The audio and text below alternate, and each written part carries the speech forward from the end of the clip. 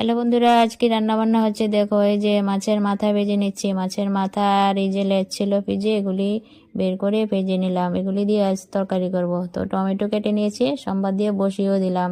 পরিমাণ মতো ঝোল দিয়ে দিলাম, আলু ভেজে দিয়ে দিলাম। আর এখন ধনেপাতা দিয়ে কিছুক্ষণ ফুটিয়ে নেব। ধনেপাতা দিয়ে নাড়াচাড়া দিয়ে ঝোলটাকে ফুটিয়ে নেব। আলু টমেটো দিয়ে এই যে মাছের তরকারিটা হয়ে গেছে, নামিয়ে নিলাম। তো আর কি রান্না বান্না হলো, চলো সেগুলিও শেয়ার করি। এই তো ভাজা করেছি, আলু ভাজা। আর কি হয়েছে দেখো, দারুণ স্বাদের শীতকালের এই যে ধনেপাতা ভর্তা। কার কার পছন্দ অবশ্যই কমেন্টে জানিও। আর বেগুন ভাজা হয়েছে। এই যে দেখো, ধোয়া হচ্ছে। গরম ভাতের সাথে গরম গরম তরকারি না হলে হয়। এই দেখো, দুপুরের মেনুতে এই রান্না বান্না হলো।